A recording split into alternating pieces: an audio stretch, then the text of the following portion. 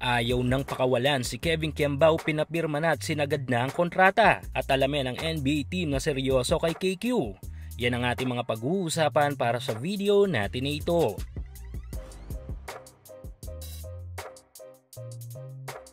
Isa nga ngayon ang ating kababayan na si Kevin Kembao sa mga homegrown young players na gumagawa ng malaking ingay sa basketball scene sa bansa. Well, dahil nga yan sa opportunity na nakuha nito, kung saan ay bibihira lamang ang nakakakuha sa mga basketball player sa kanilang buong career. Ito nga yung shot nito sa pinakamalaking liga ng basketball sa mundo na NBA. Grabe ang opportunity na ito ha, dahil di talaga biro ang may tuturing na once in a lifetime na pagkakataon na ito. Mas nagiging bihira pa nga mga ganitong klaseng tsansa sa mga bansa at mga Asian player na tulad nating mga Pinoy. Siguro alam nyo lang ibig ko sabihin kung bakit bibihira lamang ang mga Pinoy o Asian player sa mga ganitong klaseng opportunities sa NBA. Kaya naman ito at malaking tsansa itong nakuha ni KQ para sa matagal na nating pangarap ng mga Pinoy, ang magkaroon ng pure-blooded Pinoy players sa NBA. At good thing dahil baha ang suporta para sa ating kababayan, kung sana'y hindi lang tayong mga Pinoy kundi even ang kanyang kupunan sa Korea.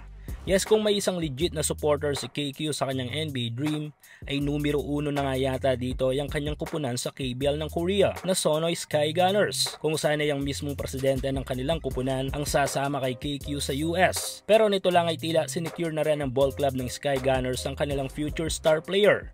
Dahil bago pa ito makakuha ng NBA team contract sa Amerika, ay nilatagan na nila ito ng 3 taong kontrata para sa kanilang kupunan. Inanunsyo nga ito mismo ng Sono sa kanilang mga social media accounts. Yes, sinagad na ng Korean Ball Club na itong kontrata para sa rights ni KQ. Sa business side ay malaking investment ito para sa Sono, dahil kung sakaling may team na kumuha kay KQ sa NBA at mabigyan ng kontrata ay malaking buyout ang kanilang makukuha. Kaya maliban sa suporta, isa rin ito sa palagay kong motibo ng KBL Ball Club na ito kay KQ. At usapang NBA team chance, eto't maraming kumakalat online ukol kung sino-sinong mga NBA team nga ba ang interesado dito sa ating kababayan. Ayon kay KQ, may 4 hanggang 5 kupunan ang may interest dito.